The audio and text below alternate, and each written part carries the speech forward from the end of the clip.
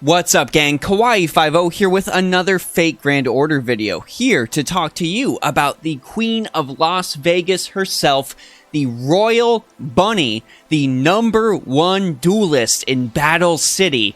That's right, it is Artoria Pendragon Ruler. We're going to be going over all aspects of Artoria's kit, including how to make use of her very unique skill with some sweet ally picks. Of course, craft essences and command codes are included as well. If this video helps you out, be sure to go ahead, like, and subscribe, and hopefully you'll be able to beat her at the end of the Sword Beauties event. Artoria's deck contains 2 quick, 1 arts, and 2 buster cards with an AoE buster type Noble Phantasm. Her max HP is the second highest in the game at 16,912. However, her max attack is far less impressive. Sitting at 9,500, Artoria's attack is low, and if you were considering building her as a damage dealer, this is probably going to prompt you to think again.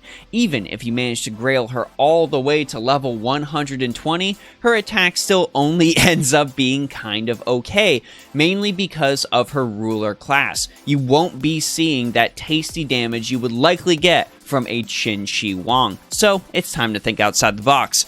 Her NP per hit is fine at a 0.57%, and her star absorption is average, sitting at a nice even 100. Artoria's first skill is Royal Bunny Rank A. This grants her a 20 to 40% NP steroid and 1 turn of evade. She also gets a delayed buff, where after 1 turn she gets to increase her own attack by 20 to 30%. This is actually a pretty valuable skill. For starters, a 20 to 40% NP gauge might give you a bit of pause, because, well, you would expect a 50% NP steroid. But if you happen to have a starting NP gauge craft essence, and this is something for NA players to consider in the far future, but for JP players to consider right now.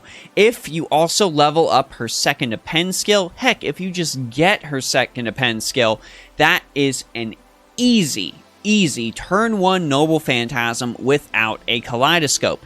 Since she isn't mainly focused as a damage dealer, this is more just a fun little extra thing you can do. However, I do recommend you level this skill first. That attack boost is fairly nice, and because of some of the unique utility bonuses her Noble Phantasm has for her, it is beneficial for you to use it as soon as possible. Artoria's second skill is Royal Card, and yes, I know exactly what you're thinking with this skill. MONSUTAH CARDO!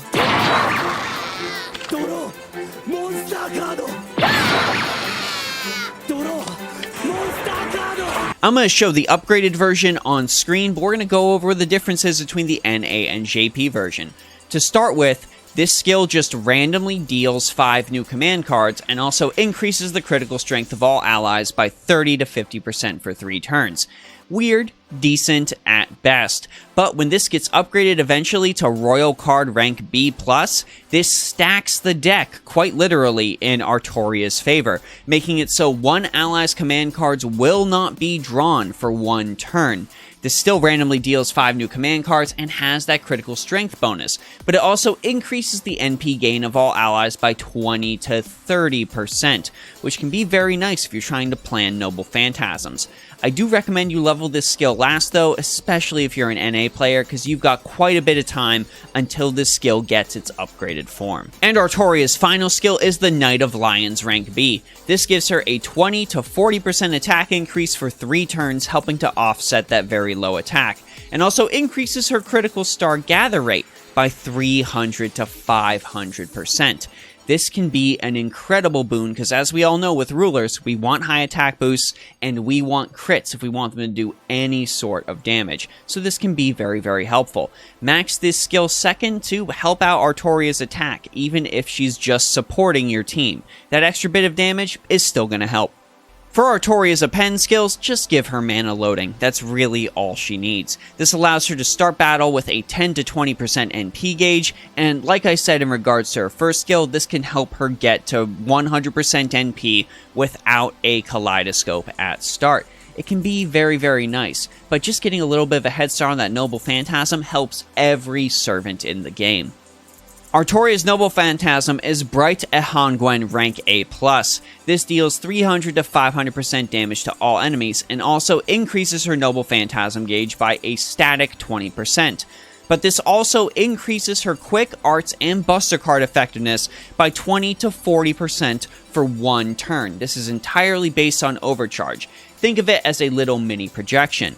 This means that you want to use Artoria's Noble Phantasm in a total Brave Chain whenever possible, and optimally in a Buster Brave Chain. Having that bonus apply first is going to affect not only your following cards damage, but the Noble Phantasm damage as well. And this is a quick way to get in a little bit of early damage, even if it's not optimal.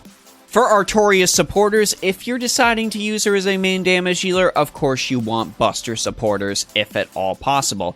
So this means Merlin and or Koyanskaya if you're farming. I know a lot of people say you need that starting 50%, but if you've sunk bonuses into Artoria's Append skill, that might be possible. Don't really know who you're farming with a ruler, but hey, if that's what you want to do, you do you. However, I find it's far more effective to use Artoria as more of a pseudo-support, making use of her second skill. So when it came to other allies for Artoria, I picked servants who rely on Stargather and critical damage to gain a bonus from her critical damage boost. This way, they can have a few more optimal turns and potentially kill the enemy much faster. Let's start with our freebie options, and let's start with Katsushika Hokusai Saber. Yes, Hokusai Saber can actually benefit from this bit of stacking the deck. Her third skill, of course, increases her critical strength when she lands a critical hit. So if you want to gain the most out of this skill, you need her to get in as many crits as quickly as possible. It also helps that it ties in with her second skill, increasing her overall critical star gather rate, so Artoria will have far less of a chance to steal these critical stars from her. Use Artoria with Hokusai if you want to ramp up that critical damage faster.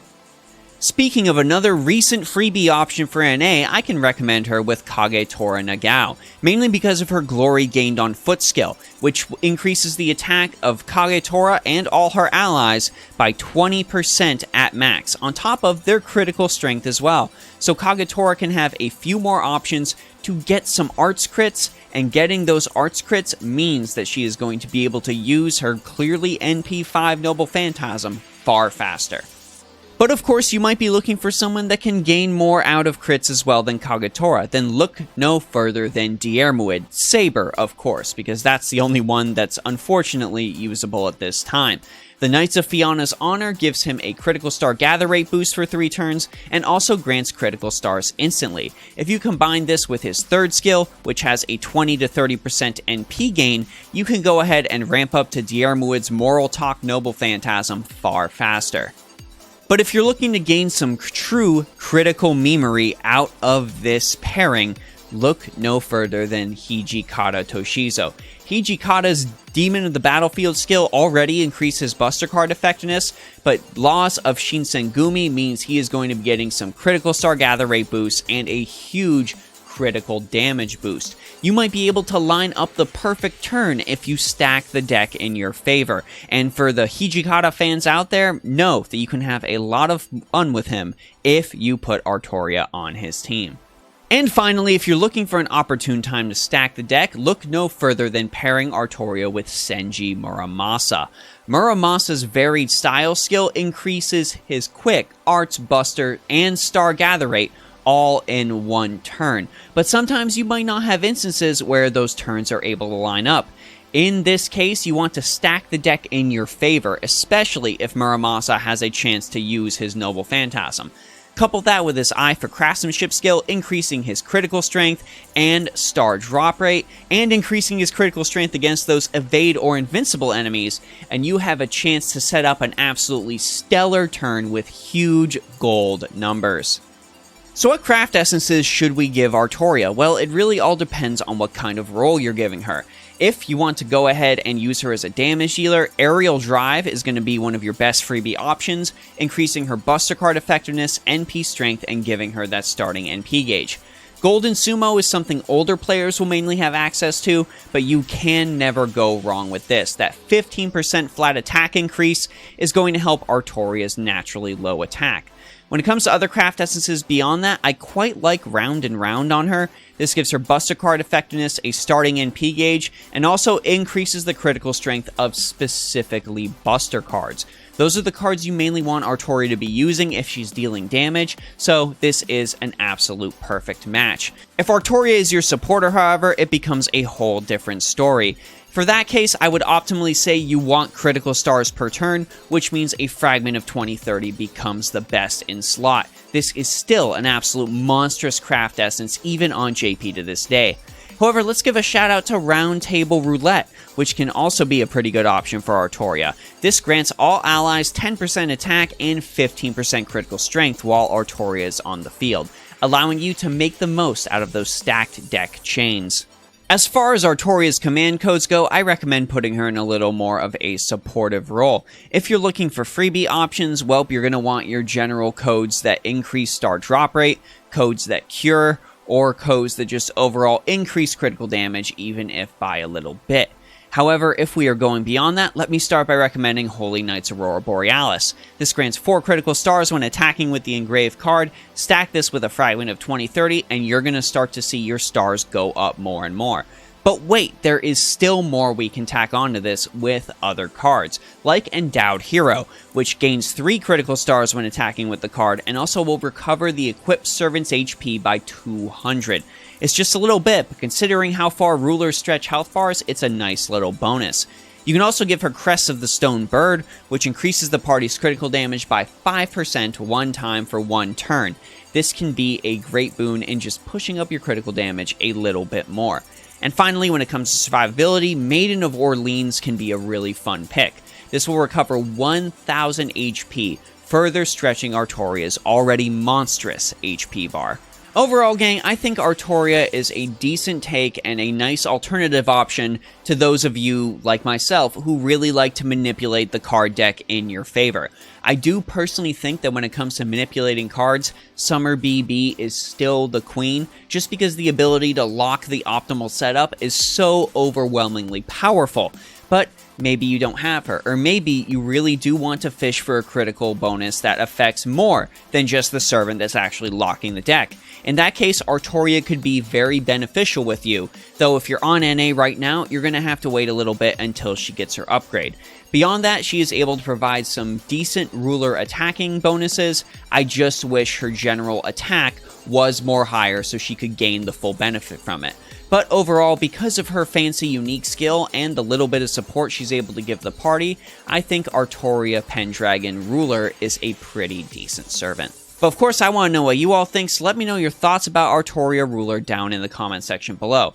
Any allies, craft essences, or command codes I might have missed, go ahead and put them down there. And if you got some other strategies, let's go ahead and share together, so we can all use Artoria Ruler to the best of our abilities. Speaking of which, if you want to talk more about Artoria Ruler, or any other servant from FGO, my Discord servant is always open. Servant, I meant server.